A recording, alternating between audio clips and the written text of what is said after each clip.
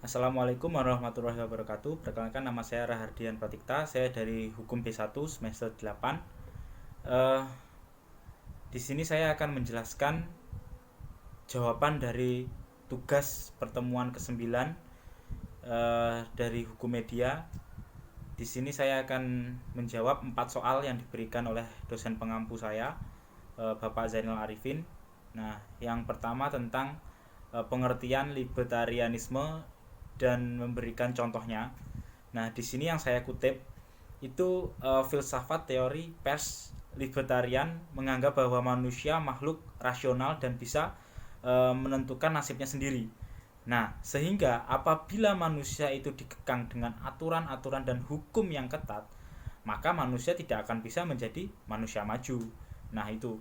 Nah, di sini pun teori libertarian hadir karena melihat teori otoritarian sudah tidak tidak cocok lagi digunakan, dan banyaknya negara yang hancur akibat menganut sistem otoritarian. Nah, itu dalam sistem otoritarian, nah, negara terlalu mengekang pers dan masyarakat, nah, sehingga muncul gejolak-gejolak pemberontakan dari masyarakat itu untuk bebas dan tidak terikat lagi dengan aturan-aturan yang ketat yang malah itu menyengsarakan mereka. Nah, karena dalam sistem otoritarian ini masyarakat tuh dijadikan alat untuk meleng apa namanya melenggangkan kekuasaan yang sudah sah. Nah, di sini pun salah satu yang sangat dijunjung atau yang dipilih dari kok dipilih maaf yang dijunjung benar tinggi dalam pers libertarian itu adalah HAM. Nah, terutama mengenai kebebasan berpendapat. Nah, di situ masyarakat bebas mengungkapkan pendapat, terutama untuk kemajuan negara. Nah, karena yang mengetahui masalah sebenarnya di masyarakat adalah masyarakat itu sendiri. Ya, karena di dalam suatu negara itu eh, masyarakat kan sangat banyak, jadi yang tergantung masyarakatnya itu sendiri sih. Nah, itu bukan pemerintah. Nah, karena pemerintah selama ini kan tidak pernah melihat permasalahan yang sebenarnya di masyarakat, cuma hanya sebatas-batas yang lagi ada aja, kan bukan sampai ke dalam-dalamnya. Nah, pemerintah hanya bisa melihat permasalahan di masyarakat tuh dari yang itu tadi, luar mungkin ya, dan asik dengan kemewahan yang mereka dapatkan. Nah, situ sedangkan masyarakat terus menderita dengan sistem atau aturan hukum yang mengekang mereka. Nah, di situ makanya muncullah pers libertarian itu sendiri. Nah, di sini hal yang terpenting dalam sistem libertarian itu adalah kebebasan berpendapat. Nah, ini berkaitan dengan hak memperoleh pendidikan yang sangat layak untuk masyarakat. Nah, itu sih yang saya bisa jelaskan. Nah, untuk contohnya di sini contoh dari libertarian itu adalah semua orang berhak mendirikan media massa asalkan mereka memiliki modal, sehingga praktek kayak KKN sulit dilakukan dan orang-orang yang memiliki kemampuan mencari untung yang kuatlah yang akan bertahan di situ. Nah, proses persaingan yang kuat dan bersih inilah yang akan membuat negara menjadi maju. Nah, karena semua orang berusaha untuk menjadi terbaik dalam setiap usahanya. Nah, yang kedua itu menjelaskan tentang teori pers otoritarian dan memberikan contohnya.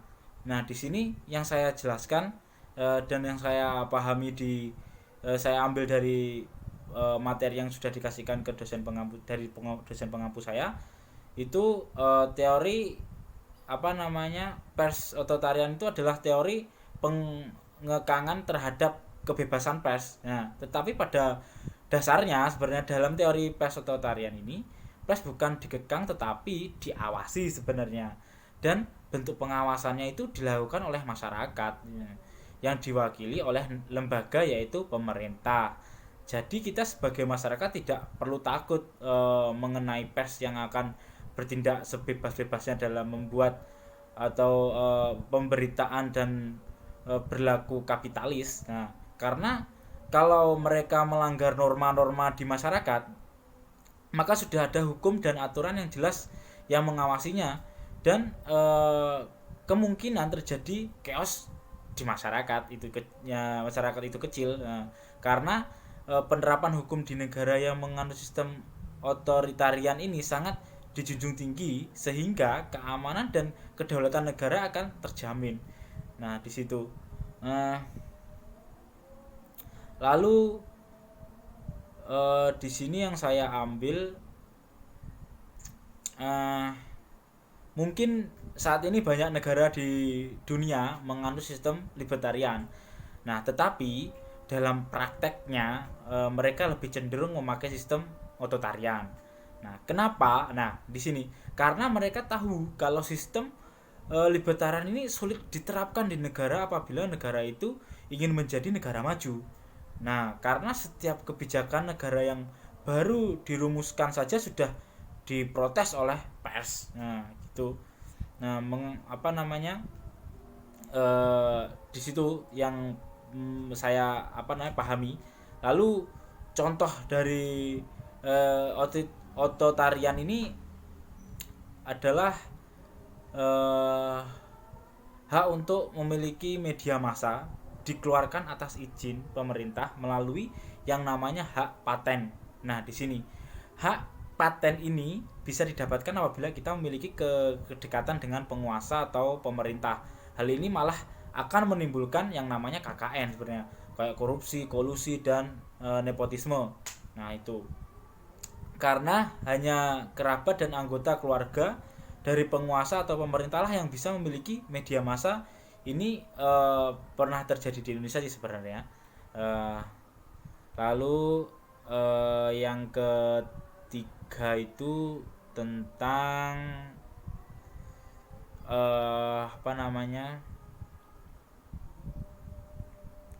sebentar. Yang ketiga itu tentang teori tanggung jawab.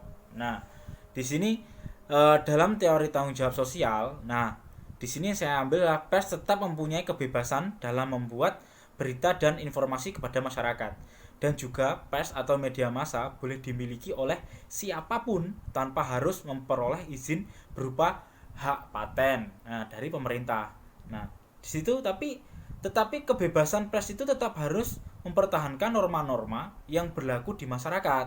Nah, jangan sampai pers malah membuat negara menjadi chaos dengan pemberitaan yang bisa menghasut kelompok-kelompok di masyarakat. Nah, di sini pun pers harus mempunyai rem sendiri untuk mengontrol dirinya sendiri dari dalam itu sendiri. Nah, rem itu berupa kode etik jurnalistik. Kode etik jurnalistik merupakan aturan-aturan yang menjadi batasan pers dalam membuat berita. Nah, sehingga pers bisa bertanggung jawab kepada masyarakat dalam setiap pemberitaan yang mereka buat. Nah, itu di sini sebagai contoh ya, di Indonesia seperti sekarang ini kan masyarakat bisa memprotes atau menghukum media massa yang membuat pemberitaan atau acara yang tidak baik. Itu protes itu bisa dilakukan secara langsung dengan melayangkan surat protes kepada media massa yang bersangkutan itu sendiri, atau dengan melapor kepada lembaga yang bersangkutan seperti Dewan Pers dan KPI. Nah, di situ sih yang saya ambil contohnya. Lalu di sini ada Soviet komunis, ya kan? Dan saya disuruh memberikan contohnya. Di sini pun dalam Soviet komunis rakyat merupakan kekuatan tertinggi sebenarnya. Rakyat ini diwakilkan oleh sebuah organisasi yang disebut dengan partai. Nah, partai ini yang nantinya akan memimpin sebuah negara, di mana negara itu merupakan wadah sementara untuk mencapai komunisme, yaitu masyarakat tanpa kelas, tanpa negara. Nah, di sini teori pers komunis merupakan pers yang bebas dari kapitalis. Nah, mereka bebas memberikan informasi apa saja selama tidak merugikan masyarakat.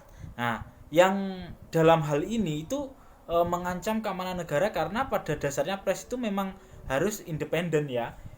Independen di sini artinya itu memihak kepada rakyat, bukan kepada pemilik. Perlu diingat lagi ya, itu bahwa rakyat merupakan kekuasaan tertinggi di negara sebenarnya yang menganut sistem komunis. Nah, itu sih. Lalu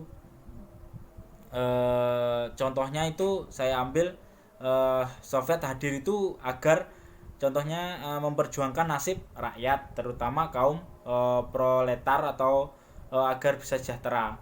Nah, dan tujuan akhir mereka adalah masyarakat tanpa kelas. Jadi tidak ada kelas yang membeda-bedakan sih sebenarnya, karena sudah dikontrolnya. Sekian video yang saya bisa jawab dari soal yang diberikan oleh dosen pengampu saya. Mohon maaf jika ada salah kata atau ucapan. Mohon maaf sebesar-besarnya. Terima kasih. Wassalamualaikum warahmatullahi wabarakatuh.